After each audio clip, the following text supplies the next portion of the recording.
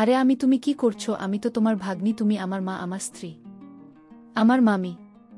আর আমি শুনেছি মামিরা নাকি মায়ের মতোই হয়। মামি বলল, আমি আজ কোনো কিছু শুনব না। আজ তোকে আমি যা বলি তাই করতে হবে। সেদিন প্রচণ্ড ঠান্ডা পড়ছিল। বাইরে ছিল হাত কাঁপানো ঠান্ডা আর প্রবল বাতাস। আমার ঘরের জানালা ঠিকমতো বন্ধ হচ্ছিল না। তাই আমার ভাগ্নে এসে বলল, মামি আমি আপনার ঘরে থাকতে চাই। তার কথা শুনে আমি তাকে আমার বিছানার এক পাশে জায়গা করে দিলাম। রাত গভীর হতেই তাপমাত্রা আরও কমতে শুরু করল। হঠাৎ সে বলল, আমি ঠান্ডায় আর টিকতে পারছি না, আমি আপনার পাশে সব। আমি কিছু না ভেবে তাকে পাশের জায়গা দিলাম। তারপর মাঝরাতে হঠাৎ সে আমার সাথে এমনটা করতে পারবে আমি তো ভাবতেই পারছি না। আজকাল ভাগ্নেরা এমন চরিত্রহীন হয়ে থাকে। আমি রূপা, আমি দেখতে অনেক সুন্দর ছিলাম। গায়ের রং ছিল একদম ফর্সা। নিজের শরীরের অনেক যত্ন নিতাম। তাই আমার তেমন বয়স বোঝা যায় না। আমি সব সময় দামি আধুনিক পোশাক পরতে ভালোবাসতাম, যা আমাকে আরও অনেক আকর্ষণীয় করে তুলতে। সেদিন আমি শহরের একটি পার্কের পাশে গিয়েছিলাম। পার্কের পার্কিং এলাকায় অনেক ভিড় ছিল। আমি একটু এগিয়ে দেখি আমার পুরনো বান্ধবী সেখানে দাঁড়িয়ে আছে আর তার ছেলে পাশে বসে রয়েছে। তার চেহারা দেখে মনে হলো হয়তো সে কোনো দুর্ঘটনার শিকার হয়েছে। আমি তৎক্ষণাৎ তাকে গাড়িতে তুললাম এবং হাসপাতালে নিয়ে গেলাম। তার অবস্থা খুব গুরুতর ছিল। হাসপাতালে পৌঁছে তাকে ভর্তি করালাম। ফর্ম পূরণ করার পর যখন আমি তার ছেলের পাশে বসলাম, তখন সে আমার দিকে তাকিয়ে মৃদু হেসে বলল, আপনি আমাদের জন্য যে একজন দেবদূত হয়ে এসেছেন। ধন্যবাদ। ছেলেটির বয়স হবে, সে হয়তো তখনও আমাকে চিনতে পারেনি। আমি তাকে বললাম, আমি তোমার মায়ের পুরনো বন্ধু। আমার এই কথা শুনে সে একটু স্বস্তি পেলাম। এরপর আমি তাদের পাশ থেকে যতটা সম্ভব সাহায্য করার চেষ্টা করলাম। সেদিনের সেই মুহূর্ত ও আমার জীবনে খুবই স্মরণীয় হয়ে থাকবে। এটা আমাকে আরও একবার মনে করিয়ে দিয়েছে জীবন কতটা অনিশ্চিত, আর সাহায্যের হাত বাড়িয়ে দেওয়া কতটা জরুরি। আমার নাম শুভ। আমি সেদিন তোমার সঙ্গে দেখা করতে যাচ্ছিলাম, কিন্তু পথে একটি মর্মান্তিক ঘটনা ঘটে গেল। আমার বান্ধবীর ছেলে বলল, হাসপাতালে পৌঁছে যখন তোমার মায়ের খবর জানতে চাইলাম তখন তুমি ভয় আর ওষুধ ভেঙে পড়েছিল। আমাকে জড়িয়ে ধরে তুমি কাঁপা গলায় বলেছিলেন, আমি মা তো ঠিক হয়ে যাবে, তাই না? ডাক্তাররা তোমাকে ভিতরে নিয়ে গেল কেন? মায়ের কিছু হবে না তো? তার এই প্রশ্নগুলো যেন আমার হৃদয়কে বিদ্ধ করছিল। আমি তার মাথায় হাত রেখে বললাম, চিন্তা করো না, আমরা সবাই তোমার পাশে আছি, কিছুই হবে না। আমার কথা শুনে সে একটু শান্ত হল। কিছুক্ষণ পর ডাক্তার বাইরে এলেন এবং আমাকে একান্তে তার কেবিনে ডেকে নিলেন। আমি আশঙ্কার সাথে তার কথা শুনছিলাম।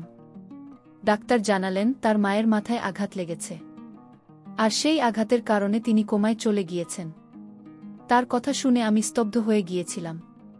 ডাক্তার আমাকে জানালেন যে আমার বন্ধু শিবানীকে পুরোপুরি সুস্থ হতে সময় লাগবে, কয়েকদিন, কয়েক মাস বা এমনকি কয়েক বছর। তার অবস্থার গুরুত্ব বিবেচনা করে তাকে আইসিইউতে রাখা হয়েছে। ডাক্তারদের কথা শোনার পর আমি বাইরে শিবানী ছেলের সঙ্গে কথা বললাম। তাকে বললাম, ডাক্তার বলেছেন তোমার মায়ের চিকিৎসা চলবে, আর তাকে কিছুদিন হাসপাতালে থাকতে হবে। আমার কথা শুনে সে উদ্বিগ্ন হয়ে বলল, তাহলে আমি কোথায় থাকব? মা যদি এখানে থাকেন আমি একা কিভাবে থাকব?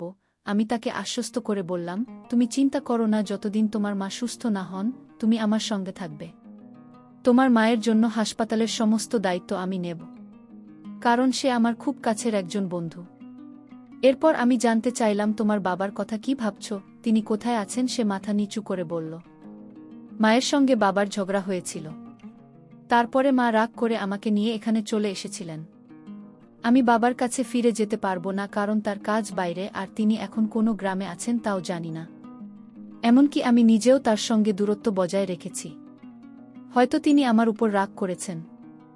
আমি তাকে বললাম, তুমি এসব নিয়ে চিন্তা করো না, যতদিন তোমার মা সুস্থ না হন তুমি আমার সঙ্গে থাকবে, আমরা একসঙ্গে সব কিছু সামলাবে। তারপর আমরা দুজনে হাসপাতালের পরিবেশে থাকতে পারছিলাম না, তাই আমি একজন নার্সের সঙ্গে কথা বললাম এবং তার সাহায্য চাইলাম যাতে শিবানীর চিকিৎসার প্রক্রিয়া সঠিকভাবে এগিয়ে যায়। শিবানী চিকিৎসার দায়িত্ব নেওয়ার পর বুঝতে পারলাম হাসপাতালে দীর্ঘ সময় থাকা আমার পক্ষে সম্ভব নয়, কারণ আমার কাজের দায়িত্ব ছিল। তাই আমি তার ছেলে শুভকে আমার বাড়িতে নিয়ে এলাম। বাড়িতে আসার পথে তার জন্য কিছু প্রয়োজনীয় পোশাক কিনে দিলাম, কারণ তার কাছে তেমন কিছুই ছিল না। সেদিন শুভ খুবই মনমরা ছিল। রাতে আমি অনেকবার তার রুমের সামনে গিয়ে দেখি সে কেমন আছে জানতাম সময়ের সঙ্গে সঙ্গে স্বাভাবিক হয়ে উঠবে। পরের কয়েকদিন আমি তাকে হাসপাতালে নিয়ে গিয়ে তার মায়ের সঙ্গে দেখা করেছিলাম। এছাড়া শিবানীর শরীর ভালো, এর জন্য আমি হাসপাতালে নার্সদের সঙ্গে কথা বললাম এবং তাদের সাহায্যের জন্য অর্থ প্রদান করলাম, কারণ প্রতিদিন সেখানে যাওয়া আমার পক্ষে সম্ভব ছিল না। ধীরে ধীরে শুভ আমার বাড়ির পরিবেশে মানিয়ে নিতে শুরু করল। তবে বাড়িতে দীর্ঘ সময় কাটাতে গিয়ে সে একটু একঘেয়েমিতে পড়ে যাচ্ছিল। আমি তাকে বললাম, শুভ, পরের বছর তোমার কলেজ শুরু হবে। তোমার শরীর ভালো আছে, তুমি যদি চাও তাহলে জিমে ভর্তি হতে পারো। আমার পরিচিত একটি ভালো জিম আছে, সেখানে তোমার ভর্তি করিয়ে দিতে পারি। এছাড়া তুমি ডান্স ক্লাস বা মিউজিক ক্লাসেও যোগ দিতে পারো। এতে তোমার সময় ভালো কাটবে এবং একঘেয়েমি দূর হবে। প্রথমে সে দ্বিধা করলেও আমার উৎসাহ এসে জিম এবং ক্লাসে যোগ দিল। ধীরে ধীরে সেখানে তার নতুন বন্ধুরা তৈরি হল এবং তার মন ভালো হতে লাগল। শুভ এখন নিজের জন্য আরও যত্ন নেওয়া শুরু করুন। জীবন নিয়ে তার দৃষ্টিভঙ্গি ধীরে ধীরে বদলে যাচ্ছিল। আমার মনে হলো সে কেবল তার শৈশবের কঠিন সময়গুলো কাটিয়ে উঠছিল এবং তার সামনে একটি নতুন ভবিষ্যৎ অপেক্ষা করছিল। শুভ ধীরে ধীরে আমার জীবনে একটি গুরুত্বপূর্ণ অংশ হয়ে উঠেছিল। সে শুধু আমার কথা শুনে তাই নয়, আমার প্রতিটি কাজে সাহায্য করত। আমি দেখলাম জিমে যাওয়ার জন্য তার শরীরের সঠিক যত্ন নেওয়া খুবই জরুরি। তাই আমি প্রতিদিন তার জন্য পুষ্টিকর খাবারের ব্যবস্থা করতাম। এক রাতেই আমি শুভ ঘরে দুধ নিয়ে যাচ্ছিলাম। হঠাৎ দরজার সামনে আমার পা পিছলে গেল এবং আমি মেঝেতে পড়ে গেলাম। সুব্রত ছুটে এল, সে আমাকে সাহায্য করে দাঁড় করান এবং নিজের ঘরে নিয়ে গিয়ে আমাকে বিছানায় শুয়ে দিন।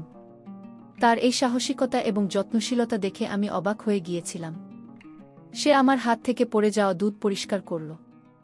মা, আমি পায়ে অনেক ব্যথা পেয়েছিল, পিছলে পড়ে গিয়ে, তাই সে ব্যথা সরানোর জন্য খুব যত্ন সহকারে আমার পায়ে মালিশ করতে শুরু করল।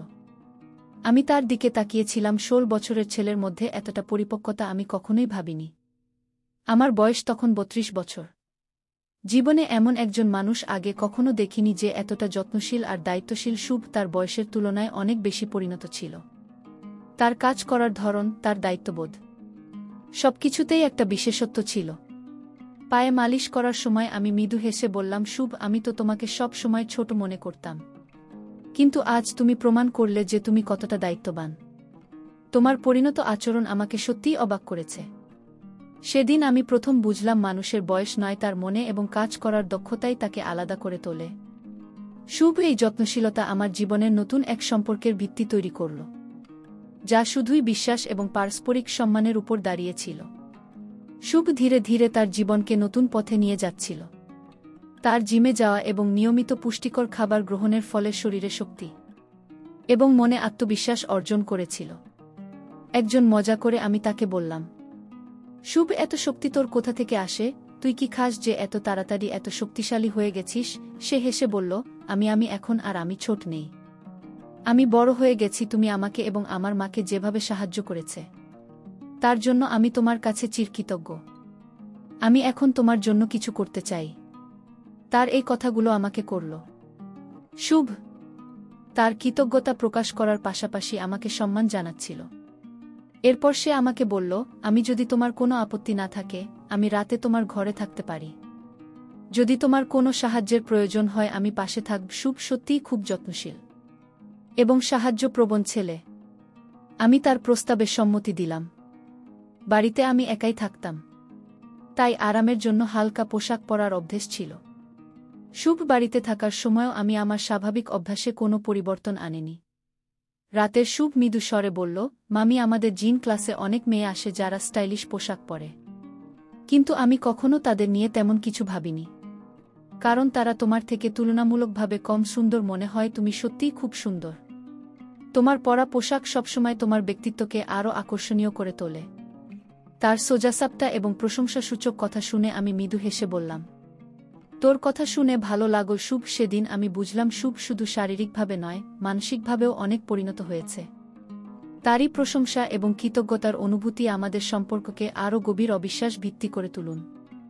এদিন সন্ধ্যায় শুভ আমার কাছে এসে বলল, তুমি আমার জন্য যা করেছ তার জন্য আমি সত্যিই কৃতজ্ঞ। আমি মৃদু হেসে তার মাথায় হাত বুলিয়ে বললাম, তুই এত প্রশংসা করিস না। এখন ঘুমিয়ে পর, সকালে তাকে ক্লাসে যেতে হবে। আমাকে অফিসে শুভ মিষ্টি হেসে আমাকে বলল, ধন্যবাদ মামি। তারই ছিল গভীর কৃতজ্ঞতা। আমি তার এই কথায় মুগ্ধ হলাম, কিন্তু আমার মনে হলো এটা শুধু তার ভালোবাসা আর যত্নের বহিঃপ্রকাশ। পরের দিন সকালে আমি অফিস যাওয়ার আগে শুভকে তার ক্লাসে নামিয়ে দিলাম। সকাল বেলায় ক্লাসে যেত আর বিকেলে জিমে। দিনগুলো এভাবেই চলছিল, কিন্তু কয়েকদিনের মধ্যেই আমি লক্ষ্য করলাম সবর আচরণ কিছুটা বদলে গেছে। বিকেলে যখন আমি তাকে জিম থেকে আনতে যেতাম, তখন সে তার বন্ধুদের সঙ্গে কথা বলত, কিন্তু আমাকে দেখার সময় তার চোখে একটু অস্বস্তি লক্ষ্য করতাম। বাড়িতে ফিরে তাকে কিছুটা উদাসীন ও বিরক্ত মনে হতো। একদিন আমি তাকে জিজ্ঞাসা করলাম, সুবোধ, তুই এত চুপচাপ আর বিরক্ত কেন? কিছু হয়েছে? শুধু একটু দ্বিধা করে বলল, আমি সত্যি বলতে, তুমি আমার এই চুপ থাকার কারণ। যখন তুমি আমাকে জিম থেকে নিতে আসবে, আমার বন্ধুরা তোমাকে নিয়ে কথা বলে। তাদের কথা শুনে আমার খারাপ লাগে। আমি অবাক হয়ে বললাম, কেন খারাপ লাগে? ওরা কি বলে? শুভ বলল, তারা তোমাকে নিয়ে হাসি তামাশা করে। শুধু আমার বন্ধুরা নয়, বরং ছেলেরাও তোমাকে দেখে তুমি যেমন আছো তেমনি থাকো। কিন্তু আমি চাই না তোমার দিকে কেউ অন্য দৃষ্টিতে তাকান, কারণ তুমি আমার জীবনের এক বিশেষ মানুষ, আর তোমাকে আমি সেভাবে দেখি। তার এই কথা শুনে আমি বিস্মিত হলাম। শুভর মধ্যে যে একটা দায়িত্ববোধ, সুরক্ষার অনুভূতি কাজ করছে। আমি তার কাঁধে হাত রেখে বললাম, তুই চিন্তা করিস না, আমি যেমন আছি তেমনি থাকব। তবে তুই এমন কিছুতে বেশি মন দিস না যা তোকে অস্বস্তি দেয়। সেদিন বুঝলাম, শুধু শুধু বড় হওয়া নয়, মানসিকভাবেও অনেক পরিণত হয়েছে তার এই যত্নশীলতা। আমাকে তার প্রতি আরও মমত্ববোধ পূর্ণ করল। সেদিন সন্ধ্যায় শুভ আমার কাছে এসে তার চিন্তাগুলো শেয়ার করেছিল। তার মুখে একটা গভীর চিন্তার ছাপ ছিল। আমি তাকে জিজ্ঞাসা করলাম, তুমি এত চিন্তিত কেন? শুধু একটু ইতস্তত করে বলল, মামি, আমি আসলে বলতে চাইছিলাম যে তুমি শুধু আমার আপন। তার এই কথায় আমি একটু হেসে বললাম, এটা তো জানি, কিন্তু তুই এত সিরিয়াস হচ্ছিস কেন? শুভ লজ্জায় একটু মাথা নিচু করে বলল, আমি আসলে তোমাকে খুব ভালোবাসি, কিন্তু মামি হিসেবে তুমি আমাকে এত সাহায্য করেছ, সেটা আমি কখনো ভুলতে পারব না। সেদিন রাতে সে আবার আমার ঘরে এসে ঘুমানোর বায়না করল, কিন্তু আগের দিন রাতে তার ঘুমানোর সময়কার অস্থিরতা দেখে আমি তাকে তার নিজের ঘরে ঘুমানোর কথা বললাম, তুমি নিজের ঘরে ভালো করে ঘুমাও, আমি তো পাশের ঘরেই আছি। পরের দিন অফিস থেকে ফিরে আমি শুভকে জিম থেকে আনতে গেলাম। আমি সেদিন একটু ভিন্ন পোশাক পরে গেলাম, যা আগের দিনের পোশাকের চেয়েও একটু মডার্ন হবে। যখন জিমের বাইরে দাঁড়িয়ে স্কুটি হর্ন বাজাচ্ছিলাম, শুভ জানালা দিয়ে আমাকে দেখছিল। তার কয়েকজন বন্ধু তখন তার সঙ্গে ছিল। আমি তাকে একটু তামাশা করার জন্য চমকে দিতে চেয়েছিলাম। কিছুক্ষণ পর শুভ দৌড়ে এসে আমার পিছনে বসে বলল, তুমি যা করছো বলে তাদের কথা শুনে আমার খারাপ লাগে। আমি অবাক হয়ে বললাম, কেন খারাপ লাগে? ওরা কি বলে? শুভ বলল, তারা তোমাকে নিয়ে হাসি তামাশা করে। শুধু আমার বন্ধুরা নয়, বরং ছেলেরাও তোমাকে দেখে তুমি যেমন আছো তেমনি থাকো। কিন্তু আমি চাই না তোমার দিকে কেউ অন্য দৃষ্টিতে তাকান, কারণ তুমি আমার জীবনের এক বিশেষ মানুষ, আর তোমাকে আমি সেভাবে দেখি। তার এই কথা শুনে আমি বিস্মিত হলাম। শুভর মধ্যে যে একটা দায়িত্ববোধ, সুরক্ষার অনুভূতি কাজ করছে। আমি তার কাঁধে হাত রেখে বললাম, তুই চিন্তা করিস না, আমি যেমন আছি তেমনি থাকব। তবে তুই এমন কিছুতে বেশি মন দিস না যা তোকে অস্বস্তি দেয়। সেদিন বুঝলাম, শুধু শুধু বড় হওয়া নয়, মানসিকভাবেও অনেক পরিণত হয়েছে তার এই যত্নশীলতা। আমাকে তার প্রতি আরও মমত্ববোধ পূর্ণ করল। সেদিন সন্ধ্যায় শুভ আমার কাছে এসে তার চিন্তাগুলো শেয়ার করেছিল। তার মুখে একটা গভীর চিন্তার ছাপ ছিল। আমি তাকে জিজ্ঞাসা করলাম, তুমি এত চিন্তিত কেন? শুধু একটু ইতস্তত করে বলল, মামি, আমি আসলে বলতে চাইছিলাম যে তুমি শুধু আমার আপন। তার এই কথায় আমি একটু হেসে বললাম, এটা তো জানি, কিন্তু তুই এত সিরিয়াস হচ্ছিস কেন? শুভ লজ্জায় একটু মাথা নিচু করে বলল, আমি আসলে তোমাকে খুব ভালোবাসি, কিন্তু মামি হিসেবে তুমি আমাকে এত সাহায্য করেছ, সেটা আমি কখনো ভুলতে পারব না। সেদিন রাতে সে আবার আমার ঘরে এসে ঘুমানোর বায়না করল, কিন্তু আগের দিন রাতে তার ঘুমানোর সময়কার অস্থিরতা দেখে আমি তাকে তার নিজের ঘরে ঘুমানোর কথা বললাম। বললাম, তুমি নিজের ঘরে ভালো করে ঘুমাও, আমি তো পাশের ঘরেই আছি। পরের দিন অফিস থেকে ফিরে আমি শুভকে জিম থেকে আনতে গেলাম। আমি সেদিন একটু ভিন্ন পোশাক পরে গেলাম, যা আগের দিনের পোশাকের চেয়েও একটু মডার্ন হবে। যখন জিমের বাইরে দাঁড়িয়ে স্কুটি হর্ন বাজাচ্ছিলাম, শুভ জানালা দিয়ে আমাকে দেখছিল। তার কয়েকজন বন্ধু তখন তার সঙ্গে ছিল। আমি তাকে একটু তামাশা করার জন্য চমকে দিতে চেয়েছিলাম। কিছুক্ষণ পর শুভ দৌড়ে এসে আমার পিছনে বসে বলল, তুমি যা করছো সবই আমার জন্য স্পেশাল, কিন্তু তুমি এমন করে আমাকে আর চমক দিও না। তার এই সরল কথায় আমার মন ভরে গেল। শুভ ধীরে ধীরে পরিণত হচ্ছিল তার যত্নশীলতা। আমি প্রতিনিয়ত মুগ্ধ হচ্ছিলাম। এটাই ছিল আমাদের সম্পর্কের গভীর বন্ধন, যেখানে আমরা একে অপরের প্রতি মমতা ও ভালোবাসা দেখাতাম। আমরা তখন বাইকে ছিলাম। আমার মনে হচ্ছিল কিছু একটা অস্বাভাবিক হচ্ছে, কিন্তু তেমন গুরুত্ব দিইনি। আমি গাড়ি রাস্তার পাশে থামিয়ে তাকে নামতে বললাম। সে নামার পর আমি রাগী গলায় বললাম, তুমি এটা কি করছো? আমি তো আগেই বলেছিলাম যে জিমে এমন ছোট পোশাক পরে শোনা, কিন্তু তুমি ইচ্ছে করে আমার সামনে আরও ছোট ছোট পোশাক পরে এসেছিলেন।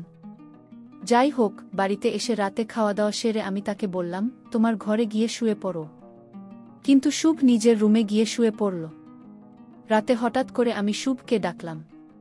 শুভ, আমার পায়ে অনেক ব্যথা করছে, তুমি একটু মালিশ করে দাও, আমি পায়ের ব্যথায় মরে যাচ্ছি। তারপর শুভ আসলো, আমার পায়ে মালিশ করে দিতে লাগল। আর 5 মিনিটের মধ্যেই আমার পায়ের ব্যথা চলে গেল। আমি শুধু ওকে বললাম, তোমার হাতে জাদু আছে। তারপর মনের অজান্তে শুভ আমার সাথে এমনটা করেছিল যা তার মামা আমার সাথে রাতে করত। বন্ধুরা, আজকের গল্পটি এ পর্যন্ত। সবাই ভালো থাকবেন, সুস্থ থাকবেন। ধন্যবাদ।